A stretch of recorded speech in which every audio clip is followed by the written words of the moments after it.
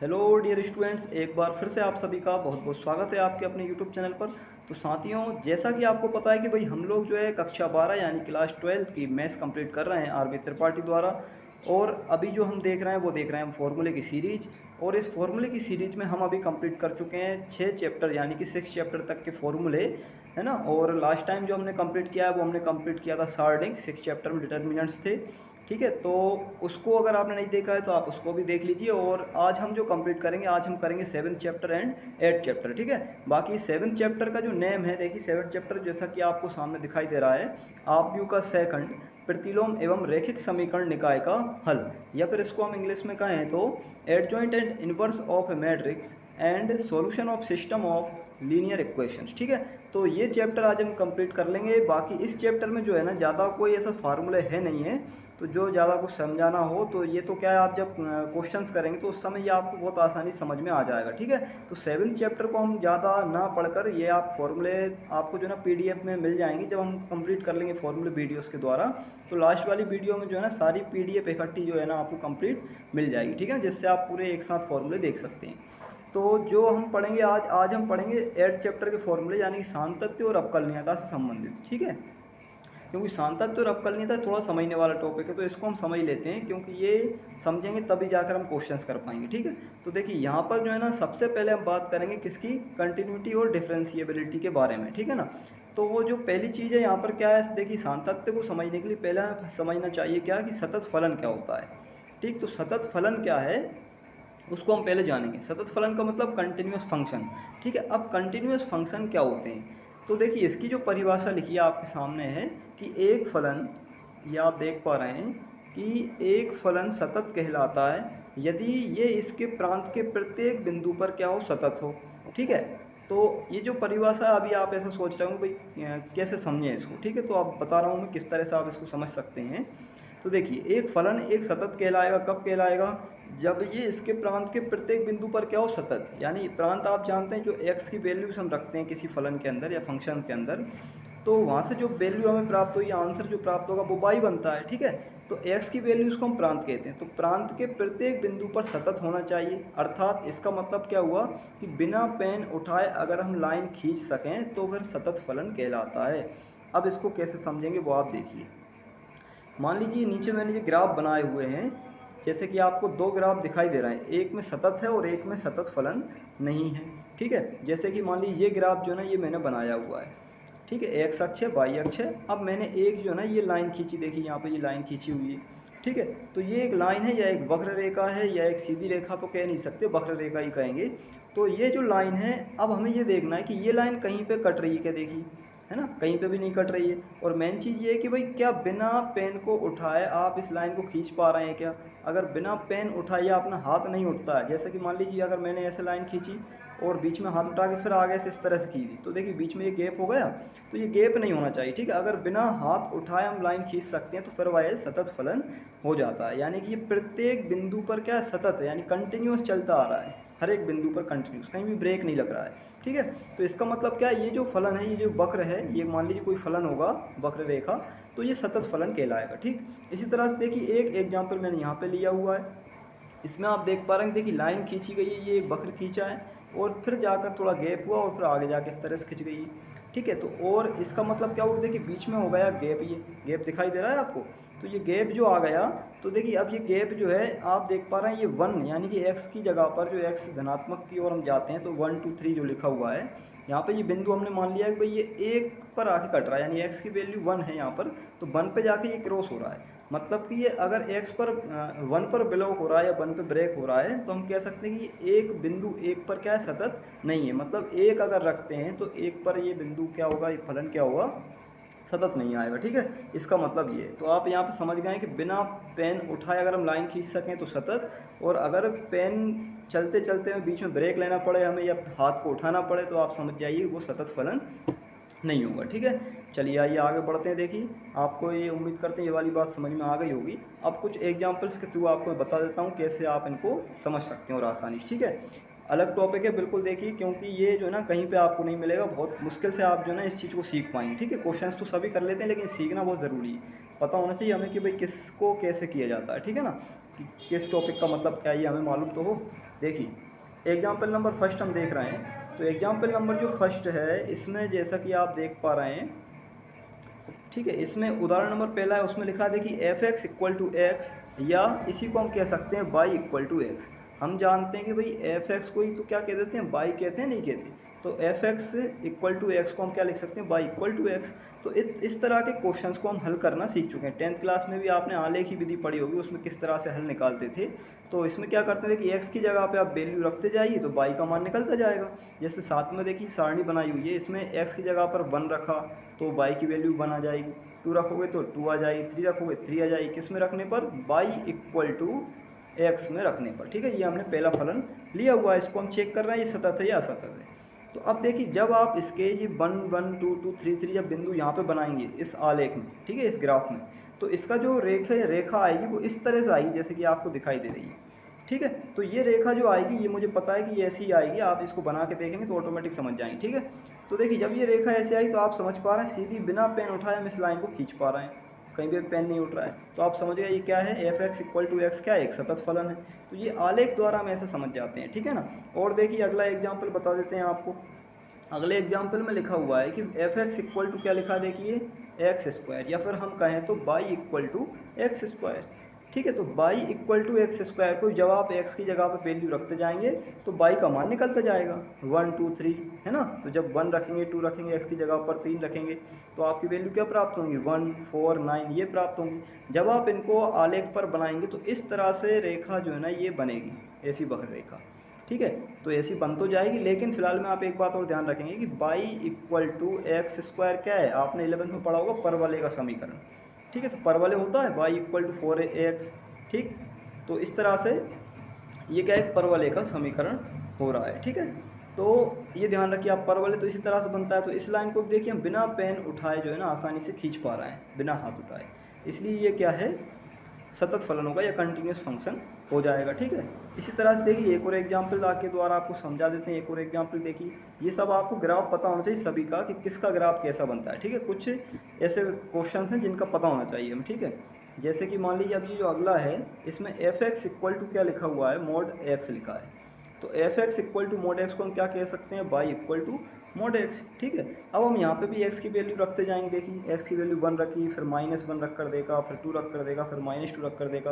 और हम जानते हैं कि मोड के अंदर सभी वैल्यूज़ कैसी आती हैं, प्लस हो जाती हैं, धनात्मक आती हैं, ठीक है। मोड के अंदर कोई माइनस की हो संख्या या प्लस की हो, हमेशा क्या बन जाती है, धनात्मक बन जाती है, यानी प्लस की बन जाती है। तो अब जब इसका हम ग्राफ बनाएंगे, देखिए 1 1, एक्स की वैल्यू 1 है ना, और वाई की वैल्यू 1। तो इस तरह से देखिए ये पॉइंट यहाँ टच होता है तो ये लाइन ऐसी खींचेगी, यहाँ से जब सारे पॉइंट आ जाएंगे तो एक लाइन ऐसी खींचेगी और एक लाइन ऐसी खींचेगी, ठीक है। तो अब आपको यहाँ पे ये बताना है क्या बिना हाथ उठाए इसकी रेखा खींची जा सकती है। ध्यान रखिए मोड एक्स का ग्राफ हमेशा इस तरह से ही बनता है, ठीक है, इस तरह से बनता है, ध्यान रखिए, है ना। तो अब इसमें आप समझाइए भाई कि ये बिना हाथ उठाए खींच पा रहे हैं क्या, हम देखिए बिल्कुल खींच पा रहे हैं। आप कहेंगे जी सर बिल्कुल खींच पा रहे हैं, इस तरह से आप खींच सकते हैं, ऐसे देखिए, तो बिना हाथ उठाए खींच पा रही है, ठीक है। तो आप समझ गए कि ये क्या है, सतत फलन हो जाएगा, यानी मोड एक्स भी सतत फलन होता है, ये बात आप समझ चुके हैं। इसके बाद देखिए हम अगला एग्जाम्पल और ले लेते हैं, तो इसमें आपको बताएंगे हम कि सतत फलन है या नहीं, ठीक है। तो देखिए इसको थोड़ा सा अलग टाइप का क्वेश्चन मिला आपको, ये इसको देखिए अब आप, ठीक। तो देखिए यहाँ पे आपके बिल्कुल सतत और कंटिन्यूस जो भी होते हैं फंक्शन सब आपको बिल्कुल आसानी से समझ में आ जाएगा, ठीक है। अब अवकलनीयता भी समझ जाएंगे, सब कुछ समझ जाएंगे, इसलिए लास्ट तक बने रहिए हमारे साथ। और अगर चैनल को आपने सब्सक्राइब नहीं किया हो तो चैनल को सब्सक्राइब जरूर कर लीजिए, ठीक है, क्योंकि सारे नोटिफिकेशन आपको इसी तरह से वीडियोज़ के मिलते जाएंगे, ठीक। तो देखिए इसमें क्या है, इस क्वेश्चन में आपको दिया है कि एफ एक्स इक्वल टू एक फलन दिया हुआ है, ये फलन है आपके पास, ठीक है। एक सेकंड, ये फलन है, ठीक। तो देखिए ये फलन है आपके पास कि जब x की वैल्यू 0 से लेस देन होती है, यानी छोटी होती है और बराबर होती है, तो वैल्यू क्या आ जाती है, उसका आंसर क्या आता है, 1। यदि x की वैल्यू 0 से बड़ी होती तो आंसर क्या आता है, 2, ठीक है। तो ये f(x) के फलन है, यानी कि y की वैल्यूज़ बन रही हैं ये, ठीक है, 1 और 2। तो अब जब इसका हम ग्राफ बनाते हैं तो कैसे बनाते हैं वो आप देखिए। ये ग्राफ आपके सामने बना हुआ है, तो इसी को मैं और समझा देता हूँ आपको। देखिए मान लीजिए हमने सबसे पहली कंडीशन देखी कि x जो है लेस देन है, यानी 0 से छोटा है और साथ में 0 के बराबर भी है। तो 0 से छोटा, अब आप समझिए x की वैल्यू 0 से छोटी कहाँ आएंगी, x की वैल्यू इस तरफ आएंगी, देखिए इस तरफ 0 से छोटी आएंगी, ठीक है, लेकिन आंसर क्या आ रहा है उस समय, 0 से छोटी रखने पर 1 आ रहा है, यानी कि 1 जो आ रहा है वो बाई का मान आ रहा है एक तरह से। तो बाई पर हमें, बाई अक्ष पर हमें 1 पॉइंट लेना है, ठीक है, 1 पॉइंट। तो आपने देखिए ये जो दिख रहा है आपको, ये ब्लैक वाला पॉइंट, ये हमने 1 पॉइंट लिया, ठीक। तो अब ये 1 पॉइंट हमें जो लेना है, तो उसकी रेखा खींचेगी, वो किस तरफ आएगी, एक्स अक्ष, माइनस के एक्स तरफ आएगी, ठीक है। जैसा कि आप देख पा रहे हैं, माइनस के एक्स तरफ जो है ना ये रेखा आ रही है, देखिए ये वाली रेखा है, ये माइनस वाली पॉइंट, यानी एक्स से छोटी है वैल्यू एक्स की, तो एक्स से छोटी इस तरफ आती है, ठीक है ना।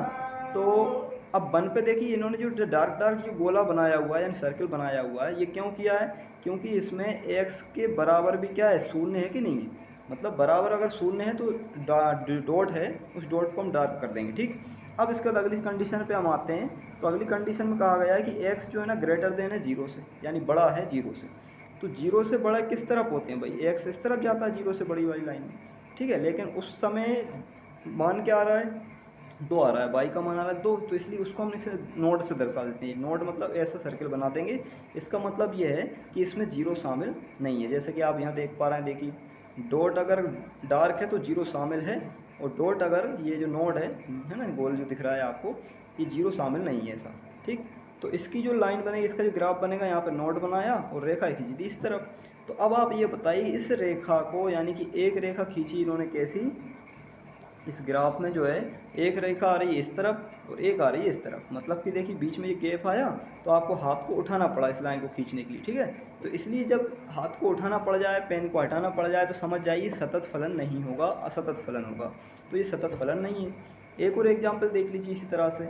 अगला एग्जाम्पल दिखाई दे रहा है आपको कि देखिए एफ एक्स इक्वल टू, अगर एक्स ग्रेटर देन है 0 से तो 1 आता है उत्तर, एक्स लेस देन है 0 से तो 1 आता है, और एक्स अगर इक्वल टू है 0 के तो 2 आता है। ग्राफ कैसे बनेंगे, जैसे कि आप देख पा रहे हैं, सबसे पहली कंडीशन उठाई इन्होंने।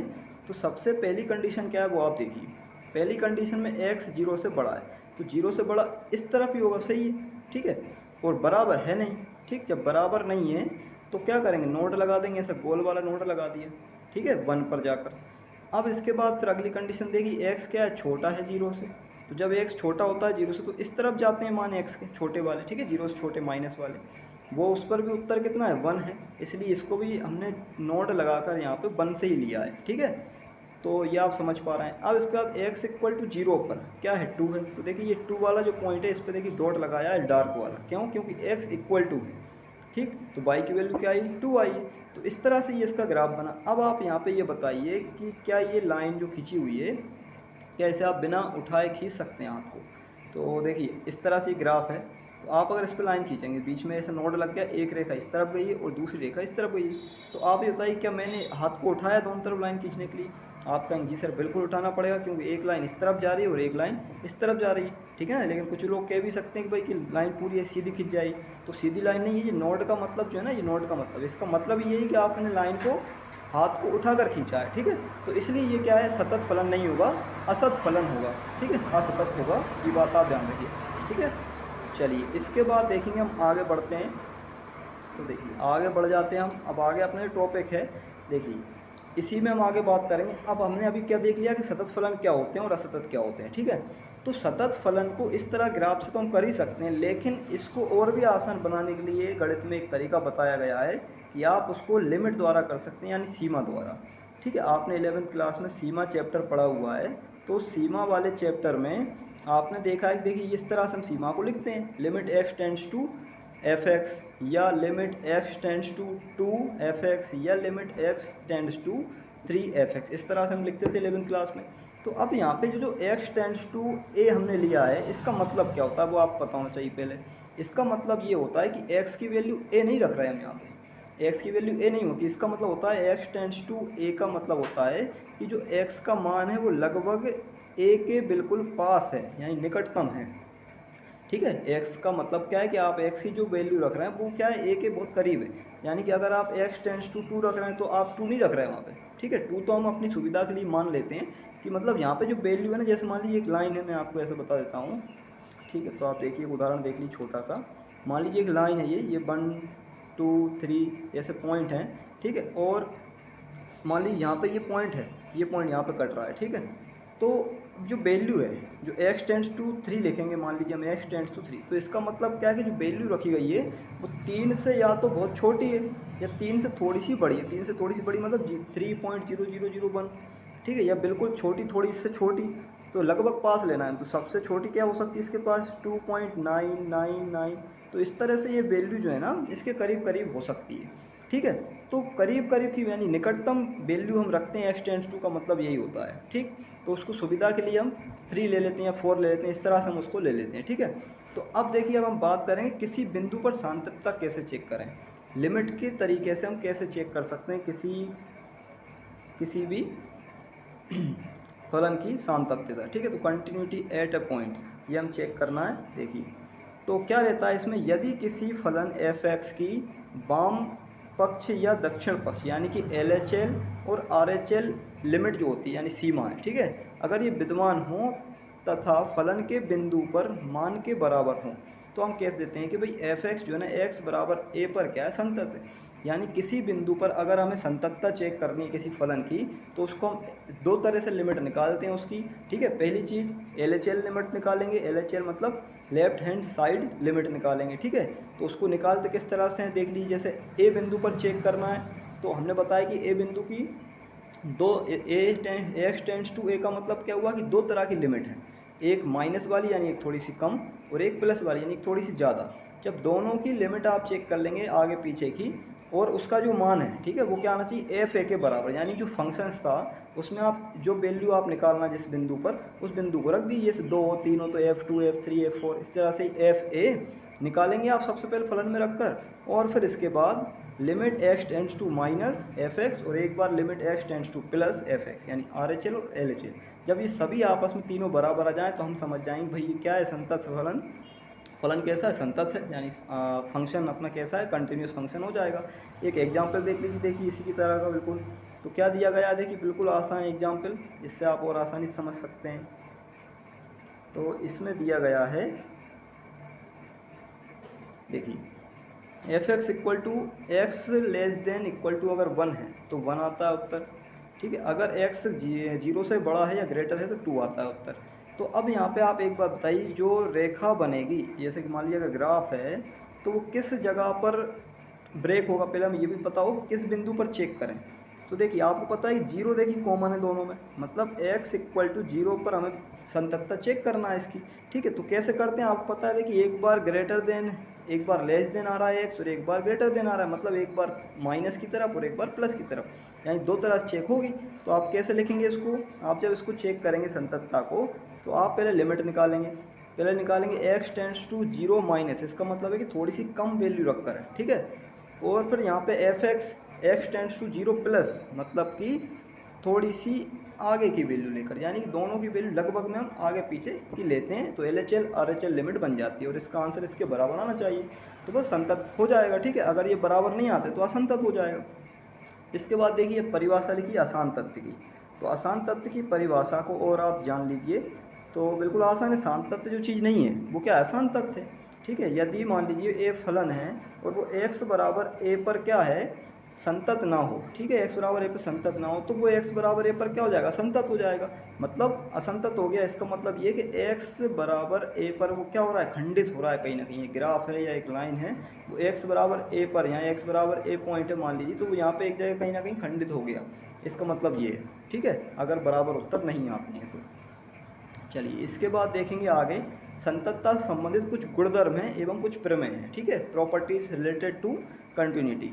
तो देखिए इनके कुछ छोटे छोटे गुण हैं, तो इन्हें और जान लीजिए आप फटाफट। देखिए क्या लिखा है, गुण नंबर पहला, निश्चित संख्या यानी फाइनेट नंबर में संतत फलनों का योग या अंतर सतत होता है। अगर संतत फलन दिए हों, दो फलन संतत हों, तो उनका जो योग हो या उनका अंतर हो, दोनों ही क्या होते हैं, कंटिन्यूस होते हैं, सतत होते हैं। अगला देखिए, अगला है भाई, ये क्या ऑब्जेक्टिव के लिए मदद करते हैं, इसलिए मैंने ये सब आपको यहाँ पे रखे हुए हैं देखने के लिए, ठीक है। इनको पढ़िए आप, इनको अपनी फार्मूले कॉपी बनाइए, उसमें लिखिए। दूसरा है देखिए, तत्समक फलन यानी आइडेंटिटी फंक्शन संतत होता है। अगर कोई तत्समक फलन है, तत्समक फलन मतलब ऐसा फलन जिसमें कोई भी लिमिट रख दो, कोई भी वैल्यू रखो, आंसर क्या आएगा, जो लिमिट रखेंगे वही आएगा। जैसे आपने 2 रखोगे x में तो देखिए 2 आएगा, 3 रखोगे 3 आएगा, मतलब एक जैसी वैल्यू प्राप्त होगी, तो तत्समक फलन है, ठीक है, वो संतत होता है तत्समक फलन। अगला जो गुण है, अगला देखिए आप क्या लिखा है इसमें। अगला लिखा है कि संतत फलनों का गुणनफल भी क्या होता है, संतत होता है। जो संतत फलन होते हैं उनका गुणनफल भी संतत, यानी दो फलन संतत हैं तो इनका गुणा करने पर भी क्या आएगा, संतत फलन ही आएगा। ये बात ध्यान रखिए। 4 नंबर का गुण देख लेते हैं। देखिए तो 4 नंबर का जो गुण है इसमें क्या कहा गया है, देखिए दो संतत फलनों का दो संतत फलनों का भागफल भी संतत होता है उन बिंदुओं को छोड़कर जिन पर हर का मान क्या हो जाए, शून्य हो जाए। सीधी सी बात देखिए, मान लीजिए f x equal to x square, g x equal to x minus one, ये दो फलन है तो इनका जो भाग करेंगे आप तो वो भी क्या हो जाएगा, संतत हो जाएगा भाग करने पर भी। ठीक है, लेकिन कब, जब यहाँ पे किसी एक बिंदु को रखने से अगर जीरो नहीं बन रहा है, जैसे मान लीजिए एक्स इक्वल टू वन रख देंगे तो आप जीरो बन जाएगा, इसलिए वन को छोड़कर बाकी सभी बिंदुओं पर क्या हो जाएगा, ये संतत हो जाएगा। ठीक है, आगे बात करते देखिए, सभी त्रिकोणमितीय फलन भी क्या होते हैं, संतत होते हैं। त्रिकोणमितीय फलन क्या होते हैं, sine x, cos x, cot x, tan x, sec x, cosec x, ये सभी क्या होते हैं, संतत होते हैं। ठीक है ना, यानी कि ऑल आर कंटिन्यूअस। ठीक, इसके बाद 6 नंबर का पॉइंट है, देखिए सभी प्रतिलोम त्रिकोणमितीय फलन यानी कि इनवर्स त्रिकोणमिति यानी इनवर्स ट्रिगोनोमेट्रिक फंक्शन जो हैं वो भी सभी क्या होते हैं, संतत होते हैं। Sine inverse x, cos inverse x, tan inverse x, cot inverse x, sec inverse x, cosec inverse x, ये सभी क्या हैं, अपने अंतरालों में क्या होते हैं, सतत होते हैं। ठीक है, इसके बाद देखिए अगला है कि प्रत्येक बहुपद संतत फलन होते हैं। कोई भी बहुपद आ जाए, ठीक है, ये बहुपद क्या होता है, जिसकी घातें क्या होती हैं, घटते क्रम में या फिर बढ़ते क्रम में, बहुपद कहलाता है। ठीक, पूर्णांक होना चाहिए, घात भी जो है तो संतत कहलाएगा। इसका लघुगणक फलन यानी f x equal to log e x, यानी लॉग एक्स वाला जो फलन होता है वो भी क्या होता है, संतत होता है हमेशा, जीरो और इन्फिनिटी वाले प्रांत में। ठीक है, यह डोमेन में। इसके बाद चर घातांकी जो फलन होते हैं यानी ई की पावर एक्स, ये भी हमेशा संतत होता है। निरपेक्ष मान फलन यानी एफ एक्स इक्वल टू जो मोड एक्स हमने देखा, तो मोड एक्स तो वैसे ही क्या होता है, संतत होता है, हमने देख लिया था इसका ग्राफ बनाकर। ठीक है, इसके बाद देखिए एक छोटा सा पॉइंट और रह गया अब इसमें कि किसी बिंदु पर अवकलनीयता को कैसे चेक करते हैं। अवकलनीयता जानते हैं हम, डिफरेंशिएबिलिटी कहलाती है, डिफरेंशिएशन इसमें करना होता है यानी अवकलन करना होता है ना। तो लेकिन किसी बिंदु पर अवकलनीयता चेक करनी हो तो इसका मतलब ये है कि देखिए मान लीजिए अगर एफ एक्स एक वास्तविक मान फलन है जो अंतराल ए बी में परिभाषित है ना। मान लीजिए कोई एक फलन दिया है और वो किस में परिभाषित है, यानी कि एक अंतराल है ए बी, क्लोज्ड इंटरवल है मान लीजिए। ठीक है, यानी ए से बी तक की सभी वैल्यूज आप इसमें रख सकते हैं। ठीक, तब अंतराल के अंदर से किसी बिंदु सी, अब इसके अंदर से मान लीजिए बिंदु था सी, उसको हमने ले लिया है तो इसको हमने, ये इंटरवल कहलाता है, तो इंटरवल सी बिलोंग्स टू आई लिखा है उसको। तो इस बिंदु पर अंदर से कोई बिंदु लेंगे उस पर भी ये क्या हो जाएगा, अवकलनीय कहलाएगा। कब कहलाएगा, देखिए ये तब कहलाएगा जब इस कंडीशन को हम फॉलो कर जाएं। किस कंडीशन को, एफ डैश सी का मतलब अवकलन, किसका, एफ एक्स का अवकलन सी बिंदु पर। ठीक है, तो अवकलन करने पे क्या होना चाहिए, limit x tends to c f x minus f c upon x minus c, यानी f x minus f c upon x minus c, इसका भी अस्तित्व हो, यानी इसकी जो वैल्यू आए वो फाइनाइट वैल्यू आना चाहिए। ठीक है, मतलब नेचुरल नंबर आए या फिर इसी इंटरवल के अंदर आए। ठीक, तो तब हम क्या कहेंगे कि भाई ये क्या है, अवकलनीय होगा। ठीक है, अब इसी अवकलनीयता को चेक करने के लिए भी इसमें दो तरह से लिमिट निकाली जाती हैं। एक बार आर एच एल लिमिट, एक बार आर एच एल आई क्या बोलते हैं भाई, ध्यान नहीं आ रहा है ये ना। एक बार क्या रहता है आर एच एल, यानी कि इसमें राइट हैंड डिफरेंशिएशन। ठीक है, तो राइट हैंड डिफरेंशिएशन निकालते हैं एक बार, और एक बार लेफ्ट हैंड डिफरेंशिएशन निकालते हैं, यानी कि एक बार वाम पक्ष की डिफरेंशिएशन करेंगे और एक बार लेफ्ट हैंड का डिफरेंशिएशन करेंगे। ठीक, यानी कि अवकलन करेंगे। ठीक है, तो इसी को जो है दो तरह से उसी फार्मूले से इसको बना लेते हैं। देखिए सबसे पहले राइट हैंड डिफरेंशिएशन और एक बार लेफ्ट हैंड डिफरेंशिएशन कैसे करेंगे। लिमिट एच टेंड्स टू सी हो जाएगा, सी की जगह क्या हो जाएगा, शून्य, और यहाँ पे एफ सी प्लस एच, यानी कि सी प्लस एच लिखा है मतलब कि राइट हैंड वाली डिफरेंशिएशन है। ठीक है, बाकी सूत्र वैसे ही है, c plus h minus f c upon h कर देते हैं। अगला जब एल एच एल यानी कि लेफ्ट हैंड डिफरेंशिएशन निकालेंगे तो भर एच टेंड्स टू जीरो तो रहेगा ही, साथ में सी माइनस एच हो जाता है। क्या हो जाता है, सी माइनस एच, यहाँ पे देखिए सी माइनस एच कर देंगे, माइनस एफ सी और अपॉन में माइनस एच लग जाए तो समझ जाओ कि भाई क्या हो गया, लेफ्ट हैंड डिफरेंशिएशन। तो जब ये तीनों की वैल्यू समान आ जाती हैं तो हम समझ जाते हैं क्या है, सी बिंदु पर अवकलनीय फलन हो गया है। ठीक है, तो देखिए ये अवकलनीयता की परिभाषा थी। ठीक है, तो आज बस इतना ही। ये अपना 8 चैप्टर यानी 8 चैप्टर तक के फॉर्मूले कंप्लीट हो गए हैं। उम्मीद करते हैं आपको समझ में आए होंगे, और अगर वीडियो अच्छी लगे हो तो लाइक ज़रूर करें, चैनल को सब्सक्राइब करें, अपने दोस्तों के साथ शेयर करें। ठीक है, और हमारे साथ ऐसे ही जुड़े रहें। बहुत बहुत धन्यवाद आप सभी का।